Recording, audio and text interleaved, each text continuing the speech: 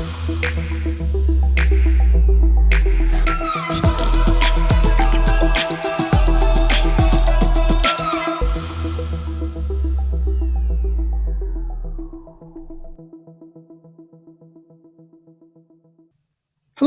this is Sterling Burnett again, Director of the Arthur B. Robinson Center on Climate and Environmental Policy with the Heartland Institute. I'm here to tell you that reality matters, folks, and the idea that we can reach net zero in electric power generation using wind, solar, and battery backup by 2030, 2035, 2050, pick whatever random date you want to target.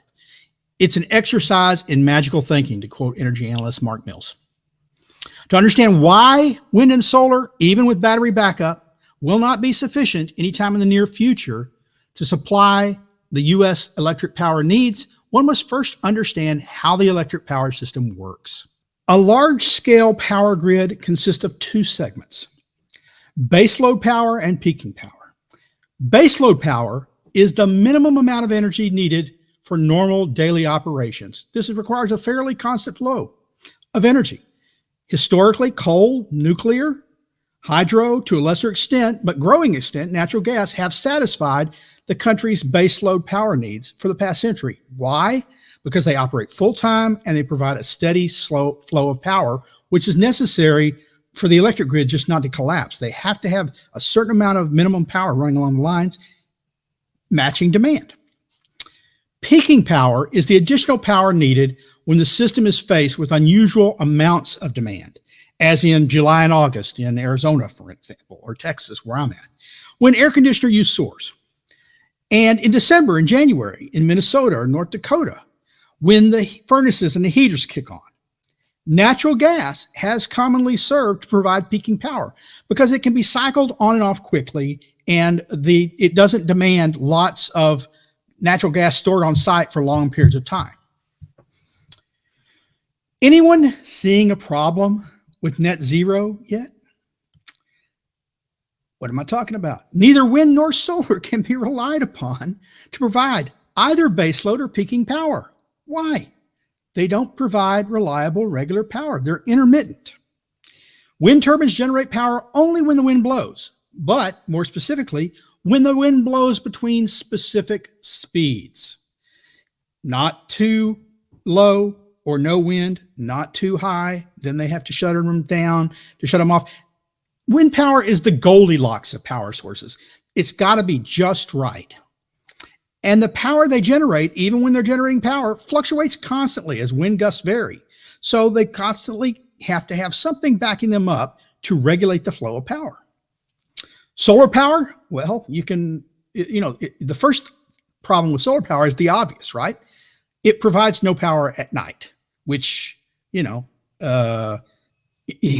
Alaska for 6 months is an insuperable problem.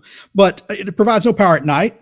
It provides less power on cloudy days, on rainy days. If the snow is covering or ice is covering your solar panels, if it's dusty and they get dusty, the power they generate falls. And then just in normal operation throughout the day, clouds pass by.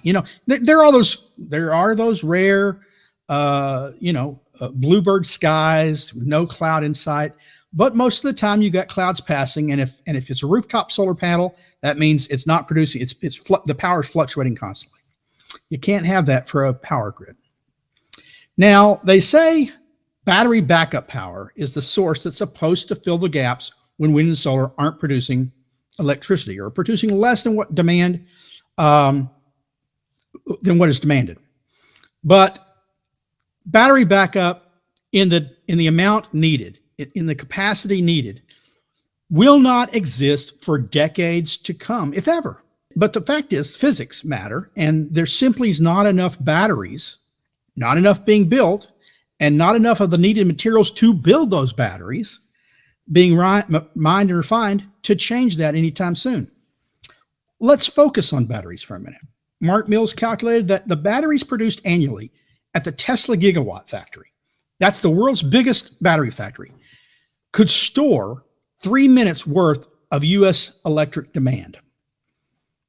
A year's worth of batteries stores 3 minutes worth of demand. To make enough batteries to store 2 days worth of U.S. electricity demand would require 1,000 years of production at the gigawatt factory. Now, of course, not all the power is going to be off at the same time, so you can take that into account. But the point is, batteries are going to be in locations, and if it's not sunny in California, but your battery pack is over in the Midwest, any power it produces is going to lose power along the lines. So battery backup just doesn't satisfy what we need. And it's not going to anytime soon. We can't build them in sufficient numbers fast enough. Now, let me say, it's true that new technologies are being developed, such as new types of batteries and technologies to allow geothermal power, for instance, to become more widespread.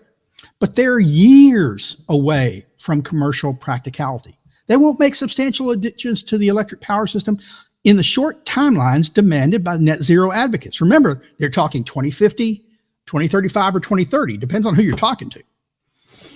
These realities mean, for the present time, every megawatt of solar and wind power added to the electric grid requires a megawatt of backup from traditional sources to run constantly at less than peak levels as spinning reserve to regulate the flow of fluctuating power delivered to the grid from turbines and panels when they're operating, and to take up the slack during the large gaps of time when either or both sources of weather-dependent power aren't operating at all. To meet current electric power needs, estimates are millions of wind turbines would have to be erected, millions of solar panels installed, and billions of battery packs stored in millions of homes, where tens of thousands of centralized battery farms that would have to be built. Wind turbines would have to cover a third of the continental United States. Solar panels, probably more than 20% of the countryside, just to meet present demand.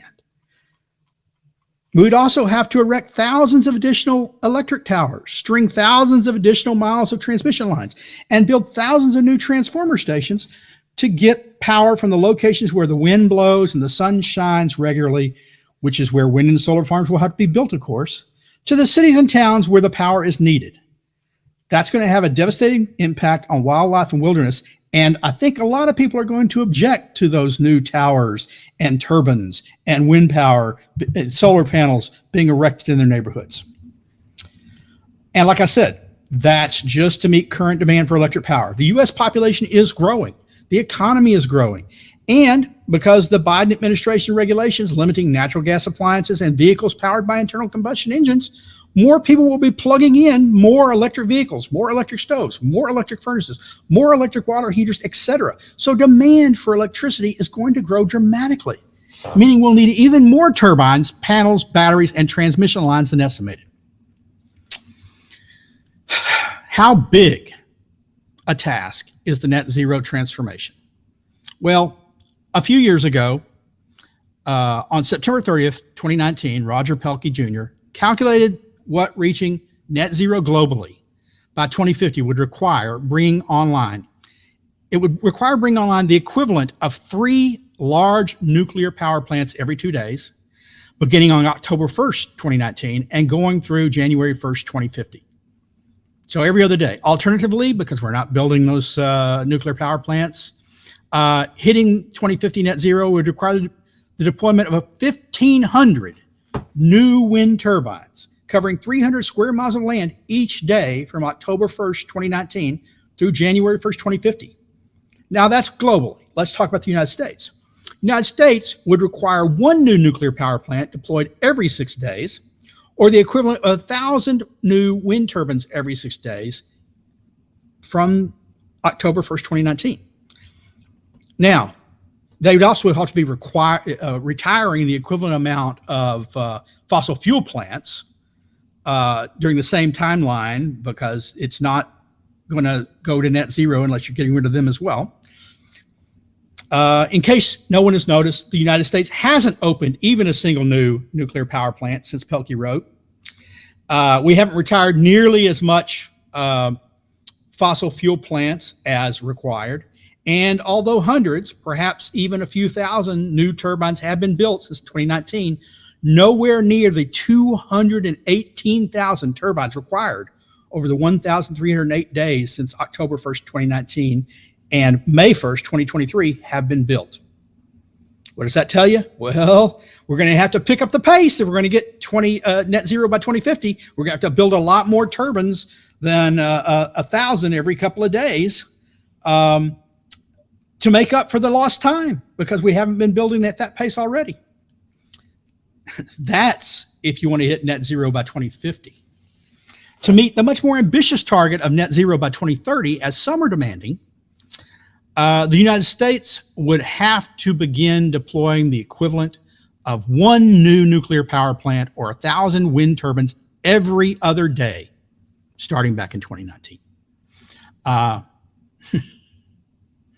Energy analyst Mark Mills notes that replacing U.S. hydrocarbon-based electricity generation over the next 30 years would require a construction program building out the grid at a rate 14 times greater than at any time in history.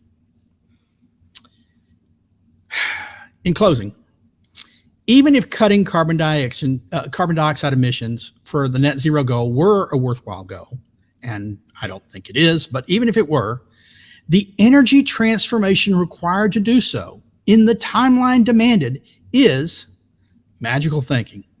And electric power systems don't run on magic, folks. In the words of that classic REM song applied to the net zero electric power transition, you can't get there from here, folks.